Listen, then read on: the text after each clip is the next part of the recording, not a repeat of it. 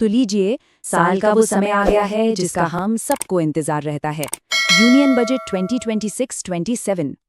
सवाल वही है, इस बार के बजट में क्या है खास? चलिए फटाफट जानते हैं। हर बजट के साथ कुछ उम्मीदें होती हैं, कुछ बड़े बदलावों की बात होती है। तो चलिए देखते हैं कि ये बजट देश के लिए और एक आम इंसान के लिए क्या लेकर आया है। अच्छा, किसी भी बजट को समझने का सबसे सही तरीका है उसकी फिलॉसफी को समझना। मतलब वो कौन सी सोच है जिसके इर्द गिर्द ये पूरा बजट बुना गया है। तो इस बार की नींव रखी गई है 3 स्तंभों पर। सरकार इन्हें कर्तव्य का नाम दे रही है। पहला कर्तव्य, इकोनॉमिक ग्रोथ को रफ्तार देना।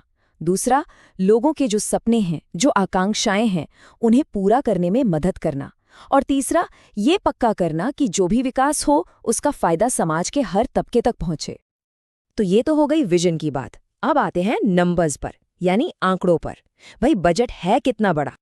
तो सुनिए, सरकार का जो कुल अनुमानित खर्च है वो है 53.5 लाख करोड़ रुपए। ये इतनी बड़ी रकम है कि आप अंदाजा लगाइए, ये देश की पूरी अर्थव्यवस्था का करीब 15% है। सोचिए कितना पैसा देश के अलग अलग हिस्सों में लगाया जाएगा। ठीक है, तो खर्च तो हो गया 53.5 लाख करोड़।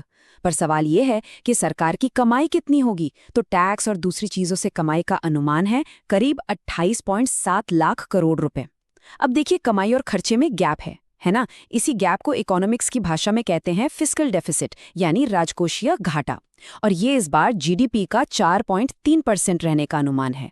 और आसान भाषा में समझें तो ये वो पैसा है जो सरकार को बाजार से उधार लेना पड़ेगा। तो बजट की बड़ी तस्वीर तो समझ आ गई। अब जरा अंदर चलते हैं और देखते हैं कि ये पैसा देश के सबसे अहम सेक्टर्स में से एक, यानी एग्रीकल्चर सेक्टर तक कैसे पहुंचेगा। किसानों और खेतीबाड़ी के लिए इस बार कुछ दिलचस्प बदलाव दिख रहे हैं। देखिए, पूरी दुनिया में फर्टिलाइजर्स यानी खाद के दाम आसमान छू रहे हैं। इसका सीधा सीधा बोझ हमारे किसानों पर पड़ता है, उनकी लागत बढ़ जाती है। तो इसी बोझ को कम करने के लिए सरकार ने एक बहुत बड़ा ऐलान किया है। किसानों को सस्ती खाद मिल सके, इसके लिए सरकार 1.71 लाख करोड़ रुपए की सब्सिडी देगी। ये बहुत बड़ी रकम है जो सीधे सीधे करोड़ों किसानों को राहत देगी और उनकी खेती का खर्चा कंट्रोल में रखने में मदद करेगी। अच्छा, सिर्फ सब्सिडी ही नहीं, इस बजट में एक नया ट्रेंड भी दिख रहा है। ऐसा लगता है कि सरकार किसानों की इनकम बढ़ाने के लिए पारंपरिक फसलों से थोड़ा हटकर हाई वैल्यू क्रॉप्स पर फोकस कर रही है, जैसे कि नारियल, कोको, काजू और चंदन। इन पर खास जोर है और इनके लिए 350 करोड़ का आवंटन भी है। लेकिन मजे की बात यह है कि फल, सब्जियों और मसालों जैसी दूसरी हाई वैल्यू चीजों का कोई खास जिक्र नहीं मिलता। तो ये एक देखने वाली बात है कि फोकस कहाँ शिफ्ट हो रहा है। चलिए, खेती किसानी से आगे बढ़ते हैं और बात करते हैं इंडस्ट्री और जॉब्स की। सबसे बड़ा सवाल यही तो होता है कि देश में नई नौकरियां कहाँ से आएंगी। तो देखते हैं बजट में इसका क्या जवाब है। तो सरकार का लक्ष्य साफ है, भारत को दुनिया का एक बड़ा मैन्युफैक्चरिंग हब बनाना। और इसके लिए 7 स्ट्रेटेजिक सेक्टर्स पर फोकस किया जा रहा है। इनमें बायोफार्मा है, सेमीकंडक्टर्स हैं, इलेक्ट्रॉनिक्स हैं और टेक्सटाइल्स तक, मतलब पूरी रेंज कवर की गई है। इस बजट में एक नया शब्द भी खूब चर्चा में है, ऑरेंज इकोनॉमी। अब ये क्या चीज़ है? तो भाई, ये एनिमेशन, विजुअल इफेक्ट्स, गेमिंग और कॉमिक्स जैसे क्रिएटिव फील्ड्स के लिए एक नई पहल है। सरकार का मानना है कि ये फ्यूचर के सेक्टर्स हैं और यहाँ से फ्यूचर रेडी जॉब्स निकलेंगी।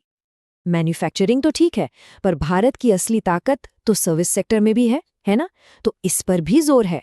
जैसा कि वित्त मंत्री ने कहा, एक हाई पावर्ड कमिटी बनाई जाएगी और उसका एक ही बड़ा टारगेट होगा, 2047 तक ग्लोबल सर्विस मार्केट में भारत का हिस्सा 10% तक ले जाना।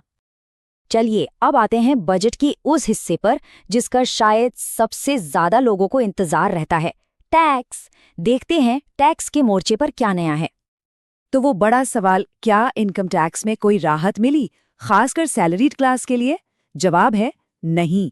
इनकम टैक्स स्लैब्स जस के तस हैं, उनमें कोई बदलाव नहीं किया गया है। लेकिन ठहरिए, इसका ये मतलब बिल्कुल नहीं है कि टैक्स में कुछ भी नहीं बदला। स्लैब के अलावा भी कुछ बहुत जरूरी बदलाव हुए हैं जिन पर नजर डालना जरूरी है। तो मोटे तौर पर 3 बड़े अपडेट्स हैं। पहला, टैक्स कानूनों को और सिंपल बनाने के लिए 1 अप्रैल 2026 से एक नया इनकम टैक्स एक्ट आएगा। दूसरा, जो लोग स्टॉक मार्केट में फ्यूचर्स और ऑप्शंस में ट्रेड करते हैं, उनके लिए बुरी खबर है, क्योंकि एसटीटी यानी सिक्योरिटीज ट्रांजैक्शन टैक्स बढ़ा दिया गया है। और हाँ, एक राहत की बात भी है, विदेश में पढ़ाई या इलाज के लिए पैसा भेजने पर लगने वाला टीसीएस अब कम हो गया है। तो इन सारे टैक्स बदलावों का निचोड़ क्या है? मतलब जेब पर सीधा असर क्या पड़ेगा? क्या चीजें सस्ती हो रही हैं और क्या महंगी? तो देखिए, लिस्ट कुछ ऐसी है। सस्ता क्या क्या हो रहा है? चमड़े के जूते, कपड़े, कुछ सी फूड प्रोडक्ट्स और लिथियम आयन सेल्स जैसी चीजें। मतलब कुछ चीजों पर राहत है। और महंगा तो लिस्ट में है शराब, सिगरेट और जैसा कि हमने पहले भी बात की, शेयर मार्केट में फ्यूचर्स एंड ऑप्शंस की ट्रेडिंग। तो कुल मिलाकर देखें तो ये बजट भविष्य के सेक्टर्स पर दाव लगा रहा है, किसानों को टारगेटेड राहत दे रहा है, लेकिन सैलरीड क्लास के टैक्स पेयर को थोड़ी मायूसी हाथ लगी है। तो अब बड़ा सवाल यही रह जाता है कि ये जो कदम उठाए गए हैं, क्या ये विकसित भारत के बड़े लक्ष्य को हासिल करने की दिशा में एक मजबूत कदम साबित होंगे?